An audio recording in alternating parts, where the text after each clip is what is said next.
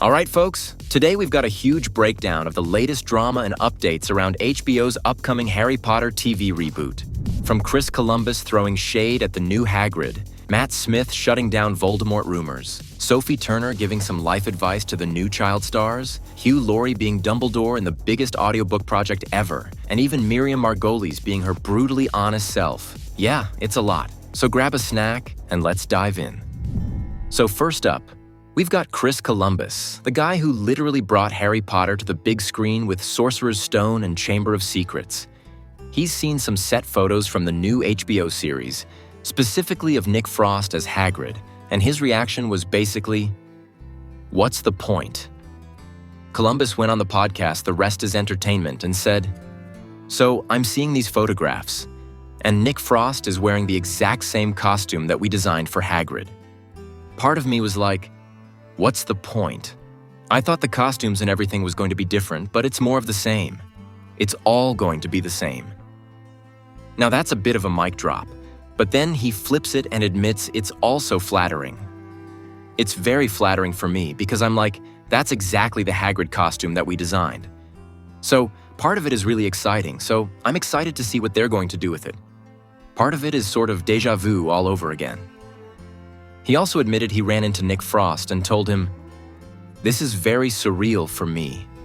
You have to understand, Robbie Coltrane and I were so close, so it's just weird, bizarre." But Columbus is crystal clear. He's not jealous, and he's not coming back. His words, "It's time to move on. I've always had issues with the idea of franchise. I feel like I've done it. I'm really proud of those films, the first 3 that I was involved with, and I'm moving on." Now, to be fair, Nick Frost isn't planning to copy-paste Coltrane's Hagrid.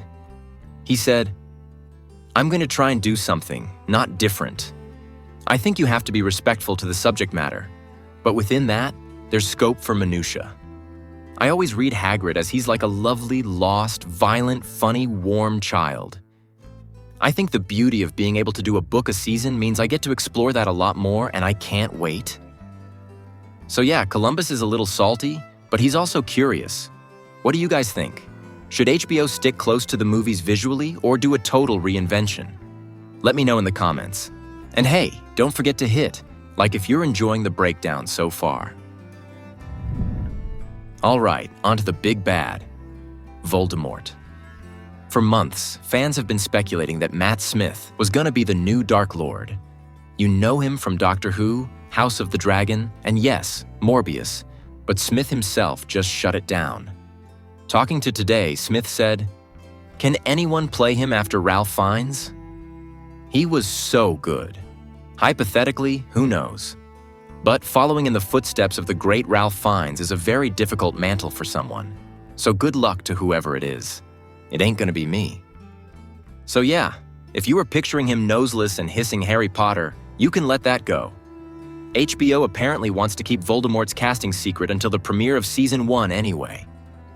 So, don't expect an announcement anytime soon. That being said, Voldemort will appear in Season 1, but more in flashbacks. We'll see the night Harry's parents were killed, and of course Voldy's face on the back of Quirrell's head. But the real fully formed Dark Lord won't show up until Season 4 when Goblet of Fire gets adapted. And by the way, new Season 1 details dropped too. We're apparently going to see the backstory of the Philosopher's Stone and why it was moved from Gringotts to Hogwarts. Nicholas Flamel and his wife are expected to show up, and we're getting more focus on magical creatures and objects. The Leaky Cauldron scenes will feature Daedalus Diggle, just for one scene. But still, that's cool. Honestly, Smith bowing out of the Voldemort rumors makes sense. Ralph Fiennes left such a massive shadow that anyone stepping into the role is going to get roasted on social media. But hey, what do you think? Who should HBO cast as Voldemort? Drop your fan cast in the comments. Next up, Sophie Turner. Yep, Sansa Stark herself has some words of warning for the new generation of Potter kids. HBO cast newcomers Dominic McLaughlin as Harry, Arabella Stanton as Hermione, and Alistair Stout as Ron. These kids are basically signing up for a decade of their lives being tied to this show. Sophie Turner, who was only 13 when Game of Thrones started, told Flaunt magazine, "Social media was just really becoming a big thing after I started on Game of Thrones. So I got a couple of years of peace and quiet, and then I had to adjust. It had such a profound impact on my mental health, like more than I could tell you. It almost destroyed me on numerous occasions." And she didn't hold back her advice. "I look at the kids who are about to be in the new Harry Potter, and I just want to give them a hug and say, look, it's going to be okay, but don't go anywhere near social media. Stay friends with your home friends, keep living at home with your family, make sure your parents are your chaperones. It's so important to have that grounding adjacent to the big, crazy stuff that you do." That's actually solid advice. We've seen what child stardom plus social media can do to kids. Spoiler, nothing good. And HBO's got these kids filming basically until they're adults. They even built a temporary school on set at Leavesden Studios so the young actors can keep up with their studies. Like an actual school that can handle 600 pupils when big scenes are shot, though usually around 150 students will be there. So yeah, it's a lot. If Sophie Turner's saying stay offline, she probably knows what she's talking about. What do you guys think? Can kids in 2025 even stay offline at this point? Let me know. And now we shift gears to someone who just does not hold back, Miriam Margolyes, who played Professor Sprout in the original Harry Potter films. She recently gave a brutally honest interview where she said if her health ever fails, she wants to be put down with medical assistance. Her words, "I don't want to go through a slowly diminishing period of pain and embarrassment. If a stroke meant I couldn't speak, or I was doubly incontinent, or I lost my mind completely, I would ask to be put down." She added, "That's because I want to be who I am. I don't want to be less than I can be." Now this is classic Miriam Margolyes. She's always been blunt, unfiltered, and kind of refreshing in how honest she is. She even joked about being relieved she got to work on Doctor Who before she died. With sci-fi, you never know. Thank you for making an old woman very happy. At 84, she's very upfront about her health issues. She's admitted she regrets not taking better care of her body earlier in life, saying, "I wish I'd done exercise. It's the most ghastly waste of time, except that it keeps you going. So I'm foolish." She also trashed the idea of going on Ozempic, saying, "Absolutely not, that's for diabetics. You shouldn't take medicine meant for people who are really sick. What I do think is we should not have food advertising on television." Whether you agree or not, you've got to respect her for being real. Honestly, if you've ever seen Margolyes in interviews, she's always dropping wild, memorable quotes. This one just happens to be way more serious. Okay, real talk. The new Harry Potter, the full cast audio editions isn't just a glow-up. It's an entire reinvention, with over 200 speaking roles, Dolby Atmos, original music, and real-world sound capture, all built as unabridged editions of the books, which is a fancy way of saying they're doing the whole thing front to back, with a cast list that reads like a BAFTA after-party. Hugh Laurie as Dumbledore, Matthew Macfadyen as Voldemort, Riz Ahmed as Snape, Michelle Gomez as McGonagall, and Cush Jumbo narrating the entire 7-book run.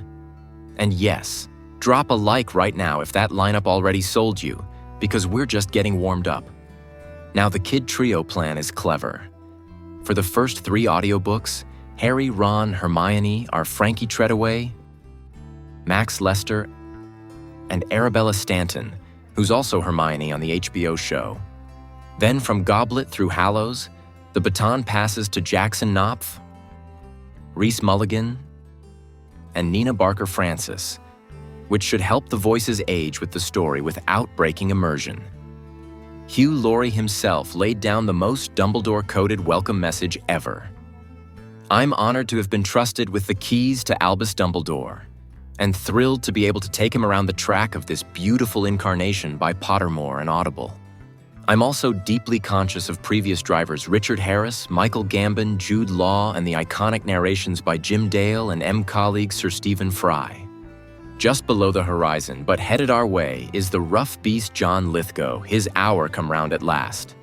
This is great company, and it's a privilege to be among their number. And yeah, while we're here, Audible wants you to know this isn't replacing Fry Dale. Those single-voice classics stick around as classic editions, which makes sense because they've clocked a ridiculous 1.8 billion global listening hours since 2015. So this new series is a parallel lane, not a demolition job. On the production side, they say they're basically in the endgame already. Casting wrapped early 2025. More 2,000 recording hours logged to date, and the whole thing pitched as immersive audio entertainment with high-quality sound design and real-world sound capture, i.e., not just a group of actors around a mic, but a cinematic soundstage in your headphones. If you're wondering how the ensemble holds together, Rachel Gyatso, Audible's content boss, comes in hot. Magic is coming alive as these brilliant actors lift iconic characters off the page and into our ears. Hearing these spellbinding performances in our state-of-the-art studios has been nothing short of extraordinary. We're overjoyed to share that fans of all ages can now mark their fall calendars for a truly breathtaking experience with Audible and Pottermore Publishing. One that promises to reignite the magic for longtime fans and captivate a whole new generation of listeners. And Pottermore's Neil Blair matches that energy. We're thrilled to be partnering with Audible to reimagine the Harry Potter stories through this groundbreaking full-cast audio experience. J.K. Rowling's rich, immersive world is perfectly suited to this next evolution in audiobook storytelling. We can't wait for a new generation of children around the world to discover the stories in this exciting new way. Quick rapid fire for anyone min-maxing their pre-orders. It's the most ambitious audiobook cast ever assembled. The Big Four, Laurie, McFadyen, Ahmed, Gomez, are your franchise pillars, and Cush Jumbo is the thread stitching every chapter together. You can pre-order the whole run now, and there's even a teaser floating around if you want the vibe check before the November kickoff. Also, pro tip for the comments. Keep an eye on Arabella Stanton.